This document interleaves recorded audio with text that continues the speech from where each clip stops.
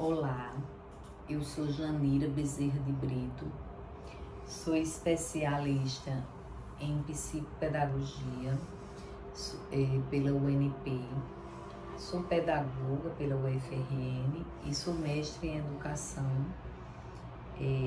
A minha pesquisa foi na área de alfabetização, também pela UFRN. Eu atuei muito tempo, na educação de surdos, no SUVAG. Depois passei a trabalhar com dislexia e déficit de atenção na clínica Itu Carrilho. Hoje sou aposentada do serviço público, mas tenho uma larga experiência no trabalho com crianças e jovens das escolas públicas. E depois que me aposentei do serviço público, eu continuei trabalhando, só que em uma clínica privada. Eu atuo na holística com crianças e jovens das escolas privadas. Então, gente, o meu tema é a diversidade no contexto escolar. Um tema extremamente oportuno, no momento em que nós estamos vivendo na escola, grandes desafios, não só na perspectiva aliás, não só na escola, mas na sociedade, não só na perspectiva do aprendizado em si, mas das questões das diferenças, muito bullying por causa da cor, bullying porque é gordo ou que é magro, bullying porque tem um cabelo diferente, uma sociedade cada vez mais que dita regras, uma sociedade que cada vez mais fortalece a padronização, e como a escola é um espaço muito importante, de uma grande possibilidade de construção de valores para a equidade, para a solidariedade e, sobretudo, para tratar a educação como um direito, A diversidade, ela é muito bem-vinda, ela tem uma condição nossa de educador, para refletir sobre essa temática, ela é oportuna demais, essa temática. Em relação, eu queria que vocês não vissem a minha reflexão como algo em que eu estou culpando os educadores ou culpando as famílias. Não é isso, culpando o sistema, não. A minha reflexão é muito no sentido da gente pensar, como é a escola que eu tenho hoje, que eu sou educadora lá, e como era a escola que eu estudei. Será que essa escola é muito diferente da escola que eu estudei, da escola que os meus pais estudaram, da escola que os meus avós estudaram, Quando a gente pensa em diversidade, geralmente as pessoas falam assim: então vocês estão estudando sobre diversidade porque na sua escola tem alunos especiais, E a gente não pode, vamos dizer assim, restringir a diversidade só à questão da aprendizagem de alunos com necessidades especiais. Embora eu entenda que grande parte das pessoas restringem, essa questão da diversidade em relação aos alunos especiais, porque realmente os alunos especiais, eles, dadas as diferenças, sejam elas comportamentais, sejam elas de aprendizagem ou sejam elas emocionais, isso chama mais atenção, vamos dizer assim. Então, como é que a gente poderia, né? O que a gente poderia pensar, né? Será que a forma como a gente conduz, no sentido cultural mesmo, a forma como a gente conduz a educação dos nossos alunos, será que é uma reprodução, né? É algo que vem se reproduzindo de geração a geração, né? E por isso a gente está sempre querendo que, vamos dizer assim, a gente está sempre querendo que essa escola se reinvente, que essa escola encontre outras possibilidades de acolhimento, né? Ou será que a gente está culpando a família ainda pelo fracasso escolar dos filhos? Ou será que a gente está se culpando porque a gente não dá conta da aprendizagem de todos os alunos? Ou a gente está culpando o sistema? Esse aluno não aprende muito porque na minha escola não tem isso, na minha escola não tem aquilo. E se tivesse, ele aprenderia. Ou será que eu estou querendo que na escola tenha fono, na escola tenha psicólogo, na escola tenha terapeuta ocupacional, enfim, as mais diversas especialidades que demandam os alunos com necessidades especiais, não é? Então, um dos pontos que eu gostaria de conversar com vocês é que a nossa escola ainda é muito conteudista, né? Se você for para uma escola Fundamental 2 e você for fazer uma análise do conteúdo que as crianças estudam, os jovens, né? Na realidade são jovens, que eles estudam e como isso é tratado, seja na escola pública ou na escola privada, a gente vai compreender que a nossa escola ainda é muito conteudista e que boa parte dos conteúdos que estão sendo aplicados na escola, os jovens não veem muito sentido.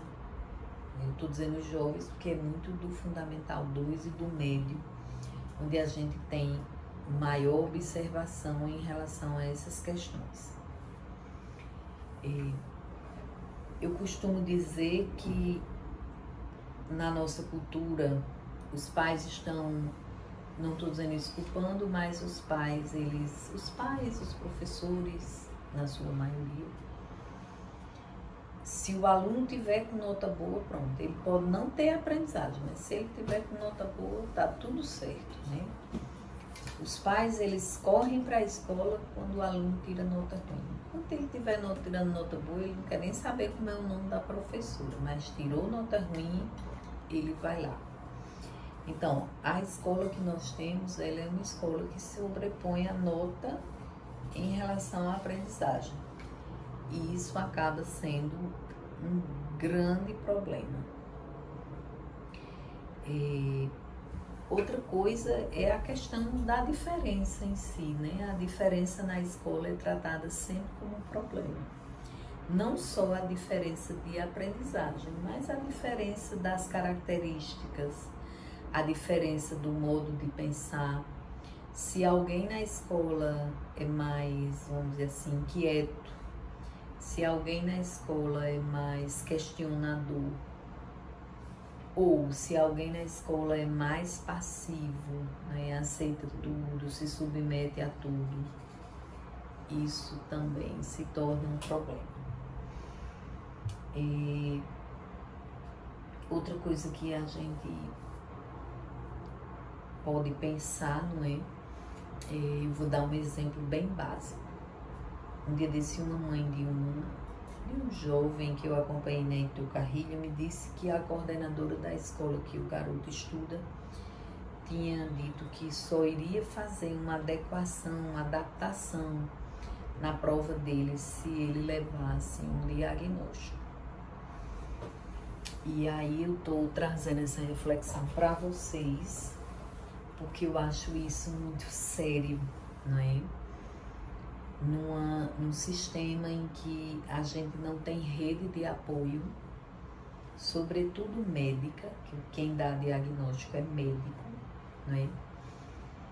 O coordenador da escola exigir que aquela família busque um diagnóstico com laudo, que muitas das vezes no SUS ele não consegue, e se for para o partido privado, a consulta para esse laudo é R$800, e a avaliação neuropsicológica para o médico dar o laudo é em torno de, no mínimo, R$1.500. Então, assim, essa escola que nós temos, ela encontra possibilidades, ela encontra meios, ela encontra caminhos de se tornar cada vez mais seletiva e cada vez mais excludente. Outra coisa que a gente pode pensar também, né, qual seria então o caminho? Qual seria o caminho dessa escola se tornar mais, vamos dizer assim, qual seria o caminho para essa escola se tornar mais acolhedora, compreender melhor essas diferenças, né? Compreender melhor essa diversidade, né? E começar a se destituir, vamos dizer assim, das práticas da escola que nós estudamos, das práticas das escolas que os nossos pais estudaram, e começar a fazer algo mais coletivo, que envolva a comunidade escolar. E aí, quando eu falo em comunidade escolar, é o bairro, né? É a família que participa, que opina sobre essa escola. É a igreja que opina sobre essa escola. É o conselho comunitário do bairro que opina sobre essa escola. E quando eu digo que ela opina sobre a escola, ela pensa, né, como conduzir a educação, a formação inicial, básica dessa comunidade que está estudando, né? E que tenha uma necessidade especial ou não, ela precisa se desenvolver, ela precisa se inserir melhor na cultura, né? Esse aluno precisa se inserir melhor na cultura, não tenho dúvida disso. E o próprio ambiente, né? O ambiente social e cultural da escola, ele vai favorecer o desenvolvimento destas crianças e a aprendizagem dessas crianças, e por consequência, né, essas crianças vão construir habilidades e competências que vão transformá-la, e que nessa perspectiva elas vão ser conduzidas na sociedade a desenvolverem alguma coisa. E aí vocês poderiam me perguntar, Jandira, mas aquela criança autista, extremamente comprometida, o que a escola poderá desenvolver nela? Eu digo, a escola poderá desenvolver nas pessoas que lidam com ela mais sensibilidade para lidar com as diferenças e para, sobretudo, respeitar as diferenças, né? E em relação a ela própria, se o ambiente escolar para ela for um ambiente que torna ela uma pessoa feliz, a gente não, o que nessa escola ela vai aprender a lidar com, vamos dizer assim, a cantar, a tocar, a falar em público, não importa. O mínimo que ela, o caminho que ela encontrar, se esse caminho torná-la uma pessoa mais feliz, a escola tem cumprido com o seu papel. E aí a gente tem que pensar que uma das coisas que a gente precisa pensar é que a gente não pode restringir, né, a escola apenas à leitura, à escrita e ao cálculo. A escola é um espaço de construção de valores. Eu trago os valores da minha família, né, mas na convivência eu sou influenciado e eu influencio o outro com os meus valores. Então, se eu posso nessas relações, nessas interações, se eu posso ganhar um pouco do outro, agregando o valor dele para a minha vida, e também o contrário, se eu posso tornar o outro melhor com alguns dos meus valores,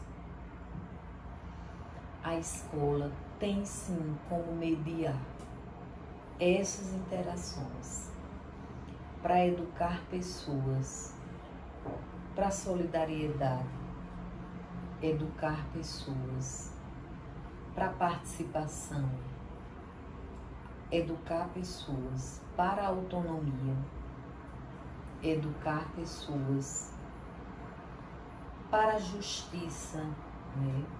Educar pessoas para a equidade, ou seja, pessoas que com necessidades especiais ou não, elas possam dar uma contribuição na sociedade numa perspectiva de transformação.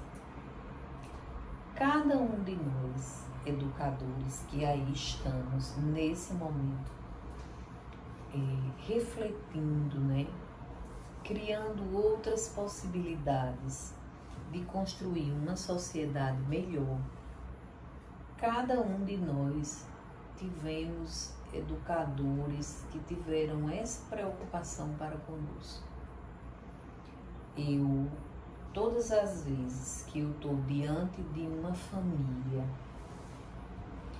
que está num processo, né, de angústia, de sofrimento, né, porque está, vamos dizer assim, num processo de desconfiança de que o filho tem alguma questão que não está favorecendo a aprendizagem deles, eu me lembro, né, da escola, sobretudo da escola lá do Fundamental 1, que eu fui aluna e que nós éramos orientados, né, a fazer, eu estudei escola pública, a fazer uma série de atividades na escola que hoje a gente percebe que resulta em pessoas, né, que estão na sociedade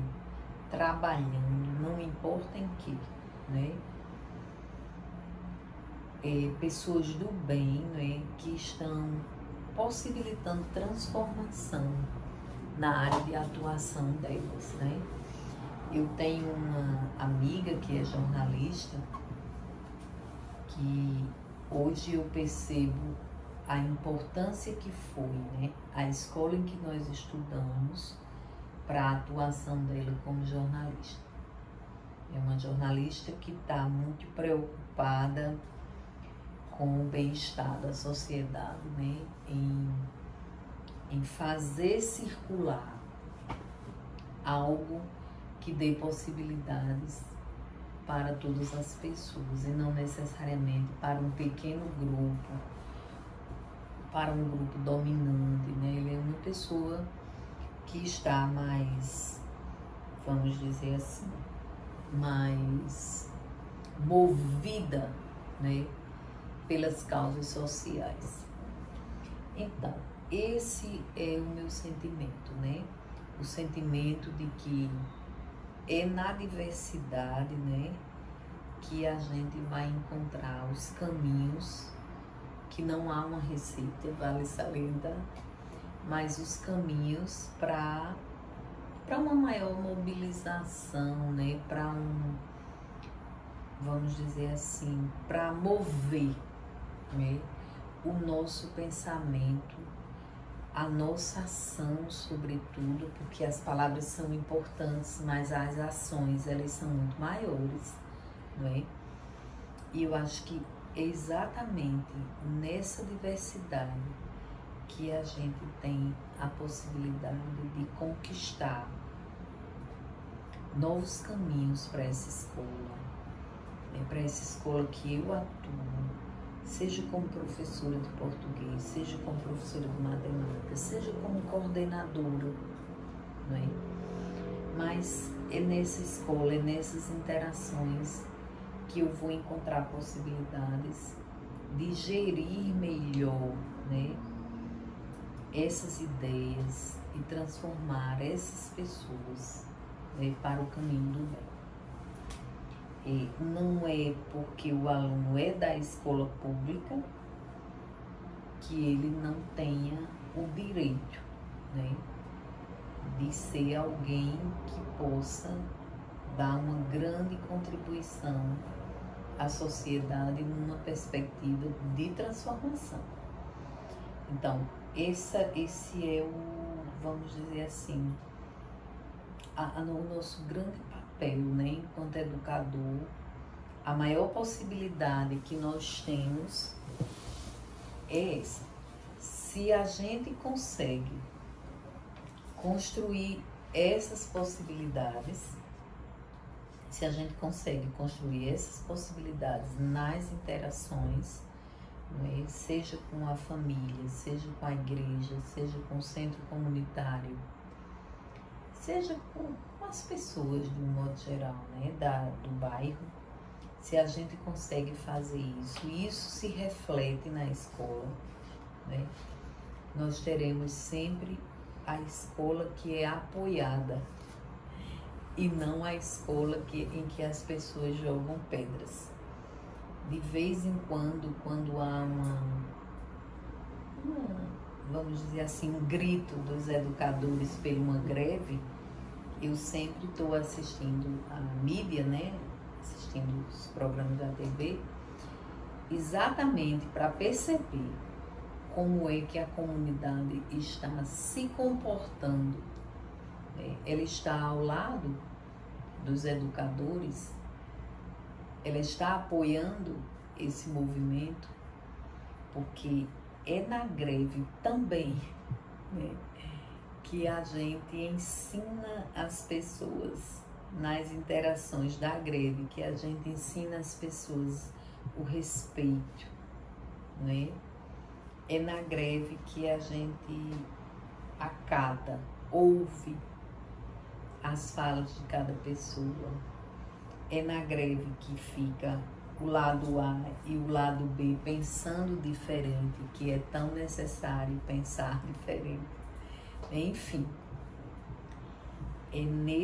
são nesses momentos de grandes conflitos que a gente também se torna uma referência para essas crianças e para esses jovens. A forma como a gente se posiciona, a nossa postura, né? O jeito de convencer, né? A oratória em si, né? Como é que a gente leva essas reflexões para essa comunidade? Então, vamos refletir sobre essas questões, entender que nós temos um papel extremamente complexo. A escola, ela tem uma função social e é um local de muitas pessoas pensando, e por isso ela é um local muito complexo, muito conflituoso. Mas a nossa função é importantíssima, né? Enquanto educador, nós temos um legado, né, na educação das crianças e dos jovens da comunidade que a gente atua. E nós precisamos sermos, vamos dizer assim, a valorização precisa começar por cada um de nós, né? Quando a gente sai de casa para acolher aqueles alunos e acolher as famílias deles. Eu espero ter ajudado a vocês nessa reflexão. Agradeço o convite através da professora Águida, que foi minha aluna, por sinal, né, porque eu sou professora também da especialização em psicopedagogia na UNP e na FASEX. E fico à vontade, né, fico à disposição de vocês, para vocês me fazerem as perguntas e eu responder. Muitíssimo obrigada.